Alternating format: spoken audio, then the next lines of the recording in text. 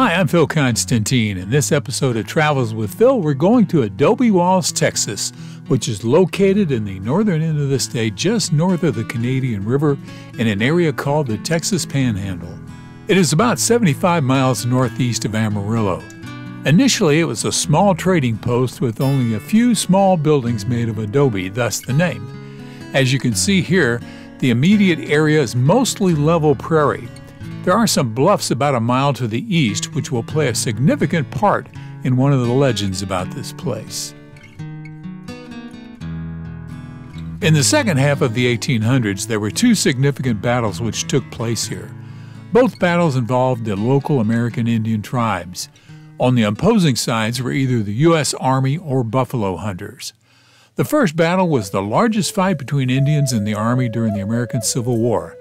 The second one became legendary because of the longest rifle shot to ever take place in the western frontier. The first Battle of Adobe Walls, November 25, 1864. It took place between 350 U.S. Army soldiers and 72 Ute and Apache scouts led by Kit Carson, and thousands of Kiowa and Comanche warriors led by Kiowa Chief Dohasen. At the start of the American Civil War, the U.S. Army moved its troops from the western frontier back toward the eastern part of the country. This gave Plains Indian tribes more opportunities to try and stop trespassers on the tribal lands. Kit Carson was ordered to punish the Plains Indians who were believed to have been attacking wagon trains on the Santa Fe Trail, and Dohasen, a Kiowa chief, was seeking to protect his people from trespassers who killed the bison and other game that was so vital to their lives. Carson had soldiers from western territories and 2 howitzers. He was attacking Area Village when he found a large encampment made of different tribes. He decided to use the old trading post as a defensive position as he was outnumbered by maybe 8 to 1. There may have been over 3,000 Kiowas, Comanche, Plains Apaches, and an assortment of warriors from other tribes. The total number of American Indian fighters may have been more than there would be at the Battle of the Little Bighorn. There are disagreements about who won the battle.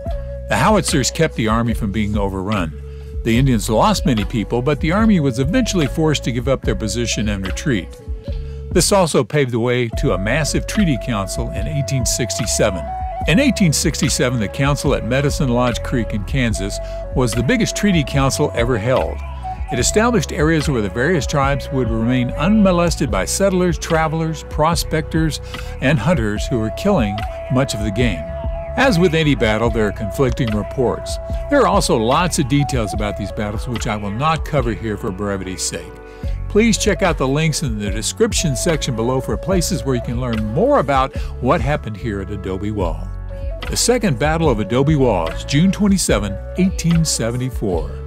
According to the Treaty of Medicine Creek, Kansas, settlers and hunters were supposed to stay out of the tribal lands except for a few narrow corridors.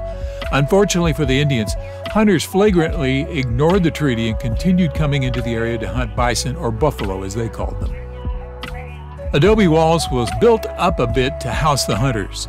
Among the hunters was sharpshooter William Billy Dixon and future lawman Bat Masterson. On the day of the fighting, there were 28 men and 1 woman there. Comanche Chief Quanah Parker and Mystic Eschiti decided it was time to remove the trespassing hunters. With them were about 300 to 700 warriors. Eschiti had told his followers that his magic would make them impervious to the hunters' bullets. During the first day of fighting, the Comanche managed to get all the way up to the building, but were unable to get inside. Both sides had some people killed. The buffalo hunters were equipped with handguns and repeating rifles, which were effective at close to moderate distances. They also had Sharp's large-bore rifles for the buffaloes, which were very accurate over long distances. As their losses grew, the Comanche moved some distance away. On the third day of the fighting, a small group of Comanches gathered on top of a bluff about a mile east of Adobe Walls so they could decide what to do with the entrenched hunters. Seeing the Comanche on top of the bluff, Billy Dixon borrowed a Sharp's rifle and decided to see if he could hit one of them. Depending on who you listen to, the distance was between 1,000 and 1,540 yards away. As the story goes, Billy Dixon shot and killed one of the Comanches on the top of the bluff from almost a mile away. This seemingly miraculous shot disheartened the Comanches as it contradicted Eschiti's prediction of invulnerability. Eventually, the Comanche gave up the fight. Dixon would receive the Medal of Honor for gallantry in action 2 months later in what was called the Buffalo Wallow fight. He's buried here at Adobe Walls battle site. I have other videos about Quanah Parker, his white mother Cynthia, and the Medicine Creek Treaty Council. You can find them here on the Travels with Phil channel.